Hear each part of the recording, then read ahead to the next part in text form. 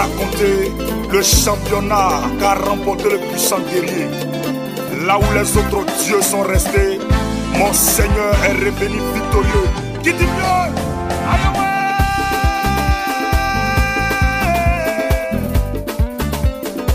Il est le véritable Dieu. Mon Dieu est le véritable. Amen. Amen. Tu vas dire au Seigneur de te parler. Je te parle au travers de sa parole parce que nous allons parler du purgatoire. Alléluia. Amen. Voilà, donc tu vas dire à Dieu, parle à mon cœur ce matin. Instruis-moi par ton esprit. Parle au Seigneur.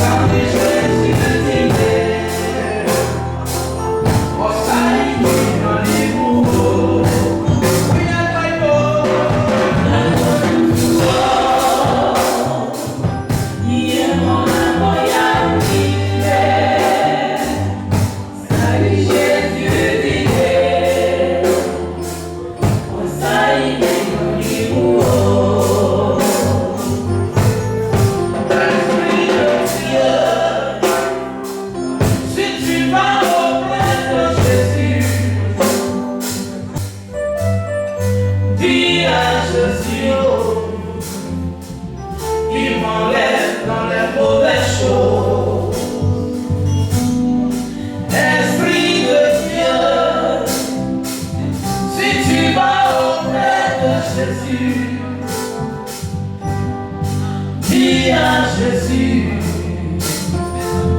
il m'enlève dans les mauvaises choses. Seigneur, je te bénis, je te rends la gloire. Je demande parce que ton Esprit Saint soit au milieu de nous pour nous conduire, pour nous guider, pour nous orienter. Que rien ne se dise dans la chair, que rien ne se fasse dans la chair. Que ton Esprit règne ici en maître absolu. Et que toute puissance contraire à ce moment soit vaincue. Dans le nom puissant de Jésus-Christ. Que toute attaque de la sorcellerie soit neutralisée et brutalisée par toi au nom de Jésus. Que tes anges prennent position. Et que les cœurs soient des cœurs de chair. Afin d'écouter ce qui va être dit ce matin. Que l'onction pour enseigner soit sur moi ce matin. Que je sois utilisé par toi, Esprit de Dieu du corps. Que je sois utilisé par toi, Saint-Esprit. Et que chacun de nous soit aussi béni. Soit béni et soit béni par ce message que je vais donner par toi.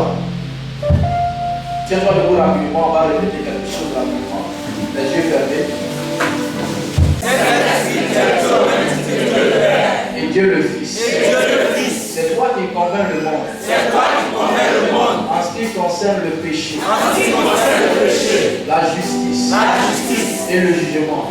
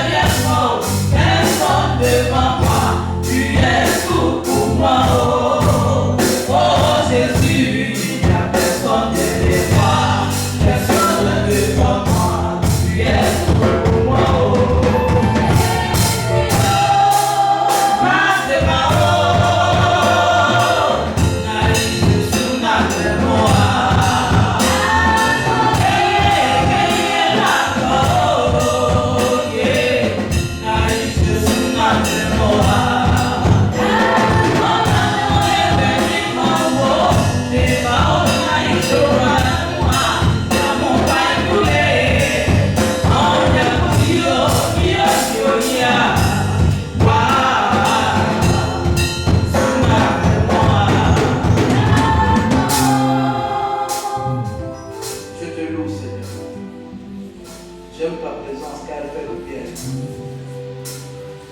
Seigneur, nous sommes allés chez les marabouts. Nous sommes allés chez les péticheurs. On n'a pas eu de solution. Mais en toi, nous avons ce qu'on appelle la paix et la réelle paix du cœur. Parfois, nous nous regrette pourquoi on ne t'a pas connu tôt. Seigneur, je t'aime. Tu vas devant moi. Je t'aime. Tu es dans mon cœur, Seigneur. Béni sois-tu, Seigneur. Alléluia. Acclame très fort le Seigneur.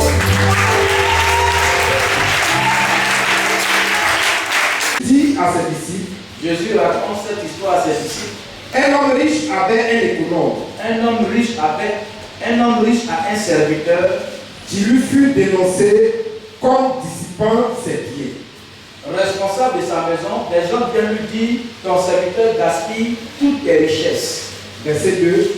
Il l'appela Alors le maître appelle son serviteur et lui dit, qu'est-ce qu'est-ce que j'entends dire de toi? que j'entends dire de toi?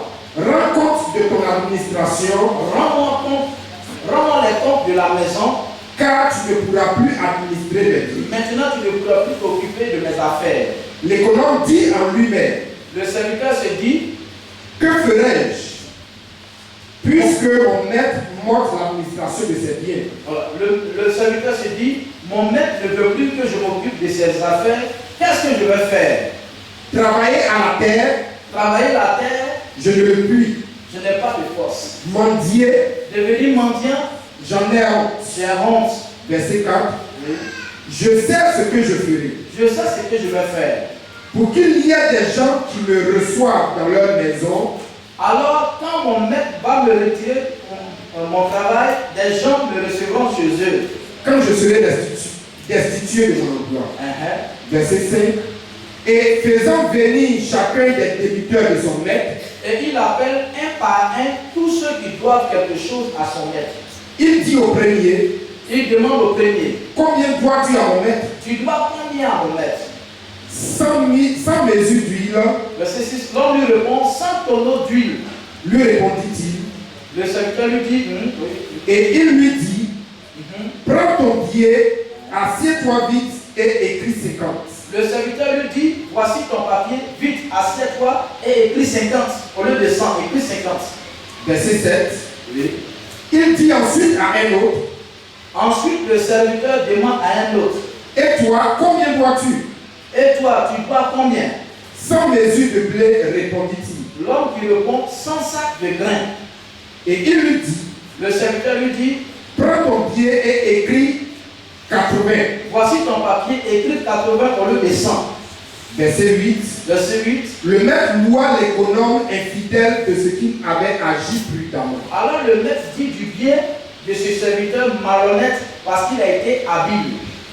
Car les enfants de ce siècle sont plus prudents à l'égard de leurs semblables que ne le sont les enfants de lumière. Les gens de ce monde sont plus habiles entre eux que ceux qui appartiennent à la lumière. Acclame très fort le Seigneur. Moi, je vous dis, Jésus ajoute, faites-vous des amis avec les richesses injustes, faites-vous des amis avec l'argent trompeur, pour qu'ils vous reçoivent dans les tabernacles éternels. ainsi quand l'argent n'existera plus, Dieu vous recevra dans sa maison pour toujours. Quand elles viendront à vous manquer. Ça c'est verset combien? 9. Ouais. Verset 10. Celui qui est fidèle dans les moindres choses, Quand on peut faire confiance à quelqu'un pour une toute petite chose, l'est aussi dans les grandes. on peut lui faire confiance aussi pour une grande. Et celui qui est injuste dans les moindres choses, Et quand on est malhonnête pour une toute petite chose, l'est aussi dans les grandes. on est malhonnête aussi pour une grande. Verset 11. Si donc, C'est pourquoi, vous n'avez pas été fidèle dans les richesses injustes, si on ne peut pas vous faire confiance pour l'argent trompeur, qui vous confiera les véritables? qui va vous confier les vraies richesses? Et si vous n'avez pas été fidèle dans ce qui est à autrui, Et si on ne peut pas te faire confiance pour les richesses qui ne sont pas à vous, verset 12, qui vous donnera ce qui est à vous. qui va vous confier ce qui est à vous? Verset 13, nul serviteur ne peut servir deux maîtres, Aucun serviteur ne peut servir 2 maîtres. Car ou il haïra l'un et aimera l'autre. En effet, ou bien il détestera l'un et il aimera l'autre. Ou il s'attachera à l'un et méprisera l'autre. Ou bien il sera fidèle à l'un et il méprisera l'autre. Vous ne pouvez servir Dieu et maman. Vous ne pouvez pas servir à la fois Dieu et l'esprit d'argent. Verset 14. Les pharisiens qui étaient avares écoutaient aussi tout cela. Les pharisiens qui aiment l'argent entendent tout cela et ils se moquent de Jésus. Verset 15. Jésus leur dit. Jésus leur dit, vous cherchez à paraître juste devant les hommes. Vous faites croire aux gens que vous êtes justes. Mais Dieu connaît vos cœurs. Mais Dieu connaît vos cœurs. Car ce qui est élevé parmi les hommes est une abomination devant Dieu. Oui, ce qui paraît important pour les hommes, c'est une chose horrible pour Dieu. Verset 16. La loi et les prophètes ont subsisté jusqu'à Jean. Jusqu'à Jean-Baptiste, c'était le temps de la loi de Moïse et des prophètes. Depuis lors, le royaume de Dieu est annoncé et chacun use de violence pour y entrer. Mais depuis Jean-Baptiste, on annonce la bonne nouvelle du royaume de Dieu et tous font des efforts pour entrer dans le royaume. Verset 17. Il est plus facile que le ciel et la terre passent qu'il ne l'est qu'un seul trait de lettre de la loi vienne à tomber. Pourtant, le ciel et la terre disparaîtront plus facilement qu'une seule petite lettre du texte de la loi. Verset 18. Quiconque répudie sa femme et en épouse une autre commet un adultère. Quand un homme renvoie sa femme et se marie avec une autre, il commet un adultère. Et quiconque épouse une femme répudiée par son mari commet un adultère. Et quand un homme se marie avec une femme renvoyée par son mari, il commet un adultère. Verset 19. Il y avait un homme riche. Ensuite, Jésus raconte cette histoire. Il y a un homme riche qui était vêtu de pourpre et de fin lin, qui s'habille avec des vêtements très beaux et très chers, et qui chaque jour menait joyeuse et brillante vie. Chaque jour, il fait une grande fête. Verset 20. Un pauvre nommé Lazare était couché à sa porte couvert d'ulcères. Un pauvre appelé Lazare est couché devant la porte du riche, il est couvert de plaies. Verset 21. Et désiré de se rassasier des miettes qui tombaient de la table du riche. Tu nous as eu. Ça s'appelait plus à ce pouvoir-là. C'est trop bien. Désiré de se rassasier des miettes. Verset 21. Et désiré de se rassasier des miettes qui tombaient de la table du riche. Il a très envie de manger ce qui tombe de la table du riche. Et même les chiens venaient encore lécher ses ulcères. Mais ce sont plutôt les chiens qui viennent lécher ses plaies. Les chiens du riche qui viennent lécher ses plaies. Verset 22. Verset 22. Le pauvre mourut. Un jour, le pauvre meurt. Et il fut porté par les anges dans le sein d'Abraham. Les anges l'emportent auprès d'Abraham. Le riche mourut aussi et fut enseveli. Le riche meurt aussi et on l'enterre. Verset 23. Dans le séjour des morts, il leva les yeux et tandis qu'il était en proie au tourment, il vit de loin Abraham. Mais chez les morts, il souffre beaucoup. Alors il lève les yeux et de loin il voit Abraham et Lazare dans son sein. Et Lazare à côté de lui. Verset 24. Il s'écria, Père Abraham, aie pitié de moi. Et envoie Lazare pour qu'il trempe le bout de son doigt dans de l'eau et me rafraîchisse la langue, car je souffre cruellement dans cette flamme. Le riche se met à crier, Abraham, mon père, aie pitié de moi. Envoie Lazare pour qu'il mette le bout de son doigt dans l'eau et il me rafraîchira la langue. En effet, je souffre beaucoup dans ce feu. Abraham répondit, mon enfant, souviens-toi que tu as reçu tes biens pendant ta vie et que Lazare a eu des maux pendant la sienne. Maintenant, il est ici consolé et toi tu souffres. Abraham lui répond, mon enfant, rappelle-toi, pendant ta vie, tu as reçu le bonheur. Et Lazare, lui, a reçu le malheur. Maintenant, ici, il est consolé et toi, tu souffres. Verset 26. D'ailleurs, il y a entre nous et vous un grand abîme, afin que ceux qui voudraient passer d'ici vers vous ou de là vers nous ne puissent le faire. De plus, entre vous et nous, il y a un très grand trou. Ainsi, ceux qui veulent aller d'ici chez vous ne peuvent pas le faire et on ne peut pas non plus traverser le trou pour venir chez nous. Le riche dit, je te prie donc, Père Abraham, d'envoyer Lazare dans la maison de mon père, car j'ai 5 frères. Le riche lui dit, Père, je t'en prie, envoie Lazare dans la maison de mon père. En effet, j'ai 5 frères. C'est pour qu'il leur atteste ces choses. Lazare ira les prévenir pour qu'ils afin qu'ils ne viennent pas aussi dans ce lieu de tourment. En effet, j'ai 5 frères. Lazare ira les prévenir pour qu'ils ne viennent pas eux aussi dans ce lieu de souffrance.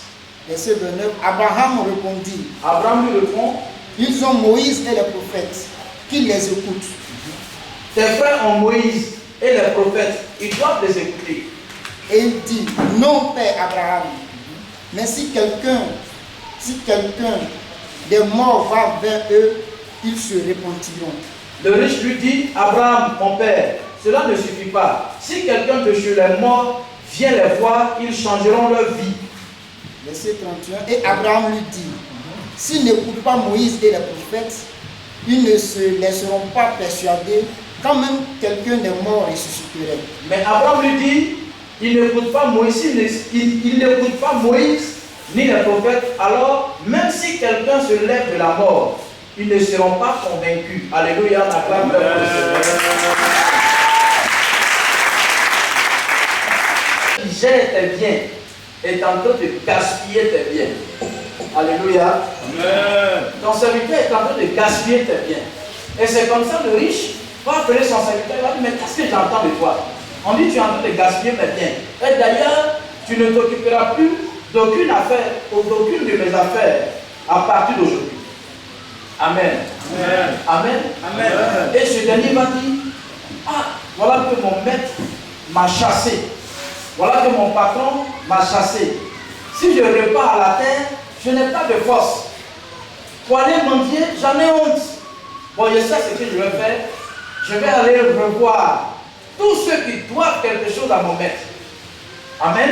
Amen. Amen. Amen. Je vais aller voir tous ceux qui doivent quelque chose à mon maître. Et c'est comme ça, il va les appeler un à un. Il va demander à un, mon maître, tu dois combien à mon maître? Il dit, il doit 100 tonneaux d'huile. Amen. 100 tonneaux d'huile. Il dit, bon, ok, voici le papier. Voici ton papier. Parce que quand quelqu'un vient rembourser ses dettes, il remplit un papier. Il prouve qu'il a remboursé ses dettes. Alléluia. Et c'est comme ça, ce dernier-là a écrit, lui a dit, au lieu de 100, il faut mettre 50. Amen. Amen. Au lieu de 100, il faut mettre 50. Gloire à Jésus. Amen. Et c'est comme ça, le premier a mis, au lieu de 100, il a mis 50. Il a dit au deuxième, toi tu dois quoi? Il dit, je dois 100 grains. Amen. 100 grains, 100 pauvres, 100 sacs, pardon, de grains. Alléluia, de blé. Il lui a dit, bon, ok, au lieu de 100, il faut mettre 80. Amen. Amen. Et Jésus, par la suite, va dire, alors le maître a commencé à dire du bien de son serviteur malhonnête. Quand son serviteur lui a amené les 80, les 50 qu'il avait récupéré de ces derniers. Alléluia. Amen. Or, en réalité, ce serviteur, il avait gardé, il avait fait tout cela pour avoir quelque chose sur lui afin de pouvoir survivre. Amen. Amen. Amen. Amen. Amen. Amen. Et c'est là que Jésus va dire par la suite, excusez-moi. Voilà, Jésus va dire, et moi je vous le dis, je vous dis, faites-vous des amis avec l'argent trompeur. Ainsi, quand l'argent n'existera plus, Dieu vous recevra dans sa maison pour toujours. Amen. Amen. Jésus va dire à ses disciples, et parce qu'il y avait les pharisiens qui étaient là, les docteurs de la loi, alléluia, c'est là qu'il va leur dire, continuez Être ami à l'argent. Et quand l'argent va finir, vous allez, comme on appelle, il a dit quoi? Quand l'argent va finir, l'argent n'existera plus, Dieu va vous recevoir dans sa maison. Amen. Il était en train de l'expliquer quelque chose qu'il n'arrivait pas à comprendre. Alléluia. Amen. Voici le serviteur de ce maître qui pensait que l'argent pouvait résoudre tout. Amen. Amen. Il pensait que l'argent pouvait résoudre tout. Tellement qu'il s'est mal comporté, son maître dit à partir d'aujourd'hui, je te réunis. Amen. Amen. Ce maître, on peut prendre Dieu. On peut prendre Dieu. Dieu nous a créés pour atteindre l'objectif. Amen. Amen. Il nous envoie dans ce monde. Nous devons le louer. Nous devons le magnifier. Nous devons l'accepter comme Seigneur et Sauveur personnel. Et nous nous amusons avec nos vies. Nous faisons de nos vies ce que nous voulons. Amen. Amen. C'est ce que ce serviteur faisait à son maître. Au point où les gens vont dire à son maître, ah, ton serviteur que tu as gardé pour suivre tes affaires, il est en train de délapider, il est en train de gaspiller tes biens. Amen. Amen. Vous savez, quand nous naissons, il y a un ange autour de nous qui campe avec nous. Que tu sois bon, que tu sois mauvais, que tu sois grec, que tu sois juif, que tu sois chrétien ou païen, que tu sois païen ou chrétien, il y a un ange qui est autour de toi, qui veille sur toi. Amen. Amen. Cet ange-là, il n'est pas forcément là pour veiller sur toi, mais il est là pour prendre des notes de tout ce que tu fais sur cette terre. Amen. Amen. Donc on prend l'ange pour ces hommes-là qui sont allés dire au maître que, ah, voici ton serviteur-là, il est en train de gaspiller tous tes biens. On remplace les gens-là par l'ange. Amen. Amen. Qui est autour de toi. Il y a un ange qui marche avec toi. Amen. Quand tu vis mal, l'ange la note. Quelle que soit ta façon de marcher, l'ange prend note. Et l'ange rend compte au ciel pour toi. Et c'est comme ça, le maître là a régné son serviteur. Son serviteur dit, ah, vraiment, si je vais faire la terre, vraiment, je n'ai pas de force. Si c'est pour aller, si c'est pour prier, je n'ai pas de force. Si c'est pour aller dans les églises évangéliques, j'ai honte. Si c'est pour aller mendier, parce que nous, on nous prend pour des mendiants. Pour les églises évangéliques, on nous prend pour des mendiants. On nous prend pour des pauvres. Amen. Amen. Si c'est pour aller à l'église évangélique chez les pauvres, là, j'ai honte d'aller même me mettre dans l'église. J'ai honte. Quand mes amis me voient, qu'est-ce qu'ils vont dire? Amen. Amen. Voici ce que je vais faire. Je vais payer mon dernier de culte. Le dernier de culte, chez les catholiques, ça dit, tu payes, comment ils payent déjà plus facilement? Une somme qui va te préserver demain. C'est-à-dire, quand tu vas mourir, on viendra pour te faire, oui, aidez-moi. Donc, ça dit, le truc est là, mais quand tu vas mourir, on va prier sur ton corps. On va verser l'eau sur ton corps et tu vas passer au purgatoire. Amen. Amen. J'espère qu'on me comprend bien. Amen. On me suit bien. Ce n'est pas pour dénigrer quelque chose. Il dit qu'il faut qu'on comprenne l'essence des choses. Amen. Amen. Amen. Voilà. Donc, je vais payer mes deniers de culte. Le jour où je meurs, alors bon, je vais passer au purgatoire. Amen. Amen. C'est là que le Seigneur va dire à ses disciples aux pharisiens qui étaient là, il n'est pas bon de servir deux maîtres à la fois. Soit tu vas haïr un et t'intéresser à l'autre. Amen.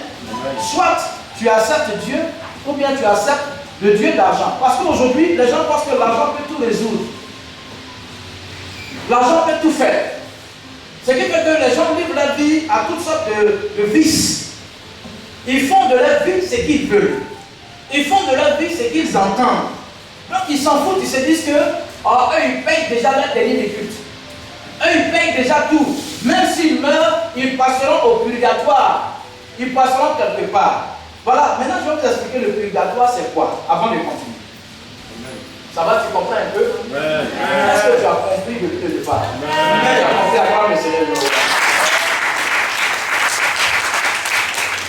Voilà, puisque ce serviteur-là il a dit en lui-même, Si c'est pour aller dans un. Retourner à la terre, je n'ai pas trop de force. Ou bien aller mendier, vraiment j'ai honte de ça. Amen. Amen. Amen. Amen. Si c'est pour aller dans une église évangélique, si c'est pour prier, je n'ai pas de force. Si c'est pour aller dans une église évangélique, j'ai honte de ça. De toute façon, je vais tout faire pour mettre de l'argent en jeu, pour vouloir m'en sortir. Et demain je meurs, je passe par le purgatoire. Le purgatoire, c'est quoi? Le purgatoire, c'est le lieu, ou plutôt un état dans lequel les âmes des justes sortis de ce monde sans avoir suffisamment satisfait à la justice divine pour leurs fautes, achèvent de les expier avant d'être admis à jouir du bonheur éternel. Je vais reprendre. Lieu, ou plutôt un état dans lequel les âmes des justes sortis de ce monde sans avoir suffisamment satisfait la justice divine pour leurs fautes, achèvent de les expier avant d'être admis à jouir du bonheur éternel. Voilà, donc le purgatoire, c'est aussi la purification, c'est aussi l'expiation. Vous savez, vous expliquer tout à l'heure. C'est aussi se purifier, se nettoyer. Il signifie particulièrement ôter, faire sortir ce qu'il y a dans le corps d'impur, de superflu, de malfaisant. C'est aussi de se purger, de se purger. S'emploie aussi dans le langage courant dans le sens de débarrasser de ce qui altère, de ce qui est mauvais. Il signifie aussi se confesser. Voilà. Les gens ont mal compris la parole de Dieu. Les gens pensent qu'il y a un purgatoire qui existe. C'est-à-dire, quand tu t'amuses avec ta vie, quand tu fais de ta vie ici sur cette terre de ce que tu veux, on va parler d'eschatologie. Amen, c'est l'eschatologie d'études des derniers temps. Alléluia. Les gens pensent que quand tu fais de ta vie ce que tu veux, tu t'amuses comme tu veux, tu vas boire, tu vas droguer, tu vas faire ce que tu veux, tu vas chez les marabouts, les féticheurs, tu livres ton âme à toutes sortes de choses viles. Les gens pensent que quand ils vont mourir, on viendra verser l'eau sur leur corps, alors ils passeront par le purgatoire. On leur a dit qu'il y a un purgatoire, c'est-à-dire un lieu qui est fait où tu vas et puis on te nettoie de tes péchés que le Seigneur n'a pas pu pardonner sur la terre. C'est les histoires. Amen. Amen. Amen. C'est les histoires.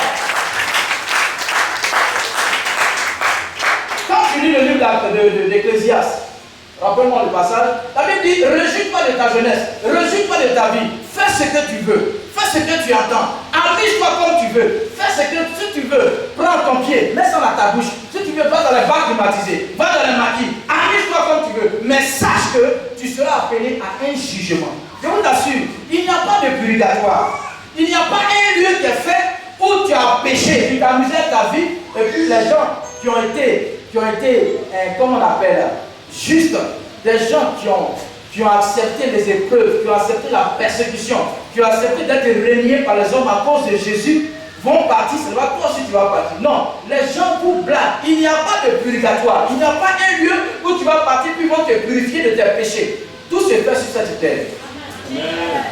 Tu as le temps de te puriger actuellement. Tu as le temps d'ôter en toi toutes sortes de péchés que tu veux. Tu as le temps actuellement. Ce n'est pas après ta mort. Après ta mort, là-bas, soit c'est l'enfer ou bien le paradis. Alléluia. Amen. Alléluia. Amen. On dirait qu'il chante quelqu'un. Amen. On dirait qu'il chante quelqu'un. Ne te sens pas? Voici la deuxième histoire pour illustrer ce que je suis en train de dire. Voici la deuxième histoire. La deuxième histoire parle d'un riche. La Bible dit il avait des habits chers. Il était très riche et de façon constante, il organisait des fêtes chez lui. De façon constante, il organisait des fêtes chez lui.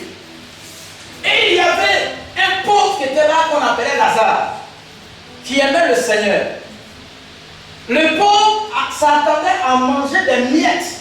C'est-à-dire la nourriture, quand on finit, quand le roi finit de manger pour ça, quand on vient nettoyer la table du roi, le reste des assiettes là, lui se met à côté de poubelle pour espérer manger ça. Amen. Amen. Mais au contraire, le roi détache plutôt ses chiens, et puis ces chiens vont plutôt laver les plaies que Lazare avait sur son corps. Manger la même, on ne lui donnait pas. Amen. Amen. Manger la même, on ne lui donnait pas. Et c'est comme ça, les deux sont morts. Si tu as bien lu la Bible dit que quand Lazare est mort, les anges l'ont emporté. Hein? Amen. Mais quand le riche est mort, ils l'ont enseveli, ils l'ont enterré. L'enfer se trouve en dessous du sol. Le ciel se trouve en haut. Amen. Amen. Amen. Et l'espace qui est entre l'enfer et puis le ciel, cet espace on l'appelle la Bible. Si tu veux, un grand trou. Tu ne peux pas permettre à quelqu'un de quitter l'enfer pour le ciel. Tu ne peux pas permettre à quelqu'un qui est au ciel de quitter le ciel pour partir en enfer. Et c'est comme ça, quand les deux sont morts, on vous dit que le purgatoire n'existe pas. Voilà ce qui illustre ça. Le riche était dans le séjour des morts, il était dans le monde des morts. La Bible dit que nous, qui sommes justes, nous qui sommes chrétiens, quand bien même qu'on est mort, mais on est vivant. Amen. Amen. Amen. Nous sommes vivants, nous ne sommes pas des morts. Mais quelqu'un qui ne connaît pas le Seigneur, quand il meurt, on dit lui, il est mort, il est parmi les morts. Et c'est comme ça, le riche était parmi les morts. La Bible dit, il souffrait parce que le feu le consumait de façon constante. Le feu le brûlait. Et c'est comme ça qu'il a eu la grâce de voir Abraham. Si tu veux, on remplace Abraham par le Seigneur, de voir le Seigneur au ciel. Et il va dire au Seigneur, il regarde le Seigneur, il voit Lazare. Il reconnaît Lazare comme étant le pauvre qui était au plat de ses poubelles, qui mangeait ses miettes. Ou du moins, qui cherchait à manger ses miettes. Amen. S'il existait un purgatoire, je vous assure que ce roi, puisqu'il organisait des festins, si tu veux, des fêtes, chaque jour il nourrissait les gens, il faisait du bien peut-être à des personnes. S'il existait un purgatoire, il allait dans le purgatoire afin de nettoyer ses péchés que Dieu n'a pas pu nettoyer sur la terre. Amen. Mais si tu lis bien, la Bible dit, il faut le prendre là. Je vais là de vous en prier. Je veux qu'on écoute très bien, parce que les gens nous flattent. Couché à sa porte, tout couvert d'ulcères, et qui désirait de se rassasier des miels qui tombaient de la table du riche. Mais les chiens aussi venaient lécher ses ulcères. Et il arriva que le pauvre mourut et qu'il fut porté par les anges dans le sein d'Abraham. Et le riche aussi mourut et fut enseveli. Et en Hadès, levant les yeux. Hadès, ça veut dire en enfer. Hadès, c'est en enfer, c'est ça veut dire. Levant les yeux, comme il était dans les tourments. Comme il était dans les tourments, c'est-à-dire dans d'autres points, dans d'autres passages bibliques, il était dans le feu. Chez certains, il était dans la géhenne. Alléluia. Chez moi, il était dans la souffrance. Oui. Il voit de loin Abraham et Lazare dans son sein. Il voit de loin Abraham et Lazare à côté d'Abraham. Et s'écriant, il dit, Père Abraham, aie pitié de moi et envoie Lazare afin qu'il trempe dans l'eau le bout de son doigt et qu'il rafraîchisse ma langue, car je suis tourmenté dans cette flamme. Amen. Quelle autre version qui dit le contraire? Dans la flamme. La Bible est claire. Si avec ces bonnes œuvres qu'il faisait, où il invitait les gens pour manger constamment, si ça pouvait le sauver, il allait quelque part, ou bien s'il existait le purgatoire, il allait au purgatoire pour le purger. C'est-à-dire pour enlever en lui la souillure, pour enlever en lui l'impureté, pour enlever en lui le péché, et puis il va passer au paradis. Si quelqu'un vous a dit ça, c'est du mensonge.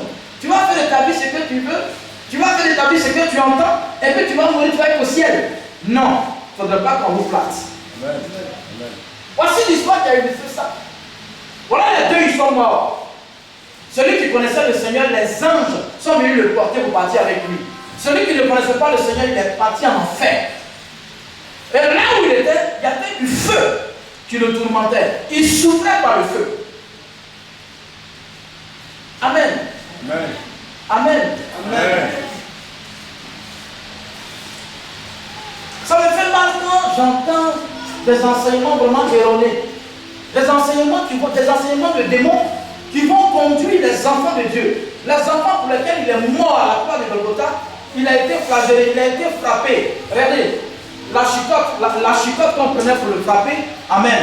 Sur ces différents bouts de chicotte là, il y avait des hameçons comme ça, selon Esaïe.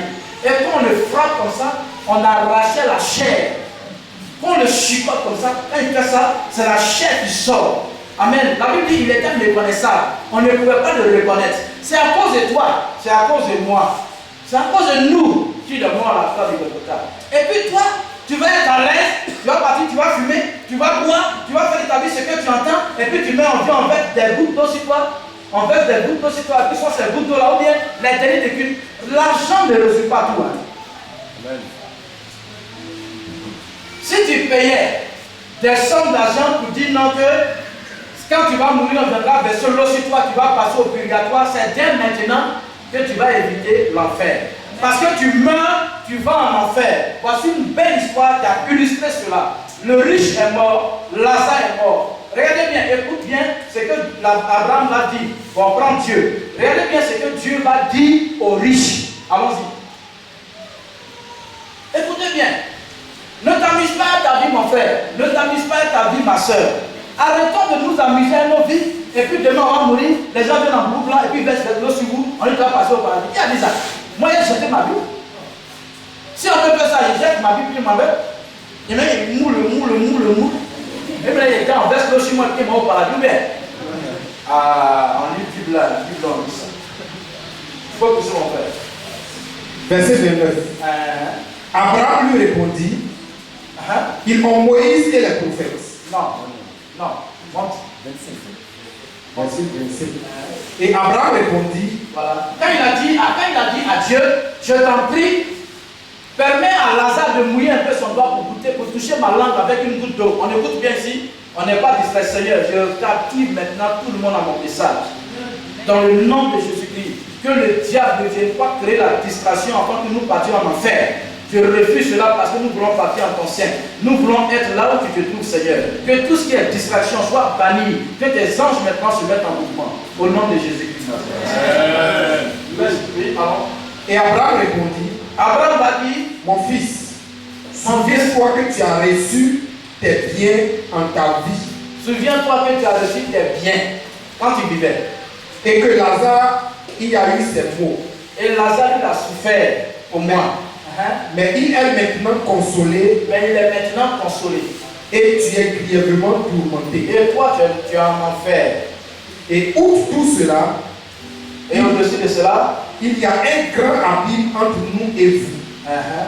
Tellement que ceux qui veulent passer d'ici vers vous ne le peuvent. Non plus que ceux qui veulent passer de là à ici. Amen. Verset 25, je vais lire aussi dans ma version prophète. Verset 25. Abraham lui répond, mon enfant, rappelle-toi, pendant ta vie, tu as reçu le bonheur. Amen. Quand je vois ceux qui ont l'argent aujourd'hui, je pleure pour eux. Avant-hier, j'étais en train de regarder les footballeurs et puis je disais, voici des milliardaires. Waouh, ils sont très riches. Sur cette terre, ils s'amusent, ils font ce qu'ils veulent, ils achètent ce qu'ils veulent. Mais moi, dans le ciel, je serai très heureux par rapport à eux s'ils n'ont pas accepté Jésus-Christ de Nazareth. Amen. Il a dit, verset 25, mon enfant, rappelle-toi, pendant ta vie, tu as reçu le bonheur. Et Lazare, lui, a reçu le malheur. Maintenant, ici, il est consolé et toi, tu souffres dans la gêne. Merci, prophète. Amen. Il n'y a pas un endroit, quand tu vas pécher, tu vas mourir, un endroit où en bas, tu vas partir, on va descendre sur toi. Oh, c'est là, comme un péché de temps. Un péché de temps. C'est un péché de temps. Blaguez-vous. Faut te blaguer. Tu meurs, tu pars en enfer. Tu ne connais pas le Seigneur. Tu t'amuses à ta vie. Tu meurs, tu pars en enfer. Il n'y a pas un lieu qu'on appelle purgatoire. Où tu vas partir, ils vont te laver, ils vont t'expier des péchés, ils vont, comme on appelle, te purifier des péchés. Ici, la Bible dit le sang de Jésus purifie. Colossiens chapitre 2 à partir du verset 14 dit, quand tu acceptes Jésus, il vient, il efface les actes dont tu te condamnais, qui subsistaient contre toi. C'est-à-dire, Avant que tu ne connaisses le Seigneur, tes péchés, là, quand tu as ce Seigneur, tes péchés te sont pardonnés. Amen. Maintenant, ta vie reprend lorsque tu viens d'accepter Jésus-Christ de Nazareth. Amen. Amen. Amen. On n'a pas arrêté d'écouter les messages erronés. Lisez la Bible. Parce qu'il y a des gens qui ne permettent pas à leurs enfants spirituels de lire la parole de Dieu. Ils ne permettent pas à leurs fidèles de lire, ils n'encouragent pas à lire la parole de Dieu. Amen. Amen. Ils n'encouragent pas. Parce qu'eux, ils savent où ils vont. Il y a des gens, leurs âmes sont en enfer. Leurs âmes ne sont pas tourmentées en enfer. Par contre, il y a d'autres, les âmes sont déjà tourmentées en enfer. Vous savez pourquoi? Pourquoi il y a d'autres âmes qui sont tourmentées? Il y a certaines âmes qui sont tourmentées, il y a d'autres âmes qui ne sont pas tourmentées. Les âmes qui sont tourmentées, ces personnes-là sont déjà mortes. Donc l'enfer a déclenché pour eux là-bas. Mais les âmes qui sont là-bas, qui ne sont pas encore tourmentées, qui marchent en enfer comme ça, ce sont ces personnes-là qui vivent. Mais pendant qu'elles vivent, elles ont vendu leur âme. Il y a des gens qui vont voir des marabouts, ils vont voir des féticheurs, et puis ils vendent leur âme. On leur donne 3 ans à vivre. On leur donne 4 ans à vivre. Amen. Celui-là, il est déjà mort. Quand bien même qu'il vit ici, il est déjà mort. Son âme est déjà en enfer parce qu'il a livré son âme en enfer. Amen. Amen. À partir d'aujourd'hui, je t'en prie, il faut commencer à marcher bien dans le Seigneur. Parce que tu ne sais pas quand est-ce que tu vas mourir. Tu ne sais pas quand est-ce que tu vas partir. Par moment même, ta mort ne vient pas de Dieu. La mort de quelqu'un souvent ne vient pas de Dieu. Le diable peut précipiter, il peut précipiter l'heure de ta mort, le temps de ta mort. Chaque jour, il y a des milliers de personnes qui partent en enfer chaque jour. Arrêtez de penser que quand vous allez mourir, il y a un endroit où vous allez partir et puis on vous laver. Il n'y a plus cet endroit-là. Cet endroit, c'est ici, selon l'eschatologie, selon l'étude des derniers temps, c'est maintenant que tu dois être purifié par le sang de Jésus. C'est maintenant que tu dois être sauvé en acceptant Jésus-Christ comme Seigneur et Sauveur personnel. C'est maintenant que tu dois régler ta vie. C'est maintenant que tu dois bien marcher selon la parole de Dieu afin que tu sois sauvé.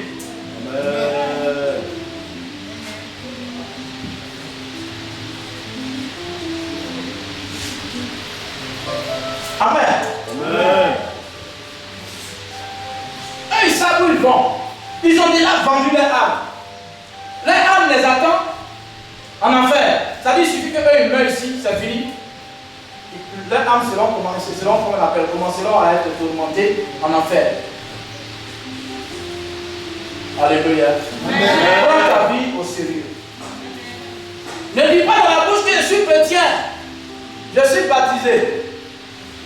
Ça là, ça ne peut rien faire. Regardez un homme. Cet homme-là était vraiment efficace. Son nom était écrit dans le ciel. Vous savez, je ne suis pas trop d'accord avec la chanson qui dit moi je n'ai rien fait, mais mon nom est écrit là-haut, là-bas, là-haut. Mon nom est écrit là-haut, là-bas. Je n'aime pas trop la chanson, ça m'effraie. Tu ne sais même pas si ton nom est écrit en crayon. Tu ne sais pas. Parce que quand tu vas finir de chanter cette chanson, quand tu vas partir à la maison, mais on ne saura pas de différence, on ne verra pas de différence entre toi et puis le païen ou la païenne.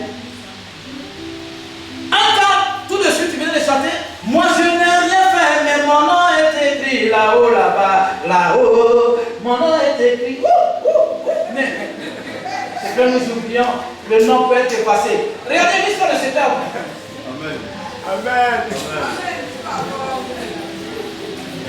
Ne faites pas ce que le pasteur a dit. Il a dit, quand les gens, quand quelqu'un prêche, quand ça concerne quelqu'un d'autre, on ne décide de prêcher là, c'est mon frère qui est là.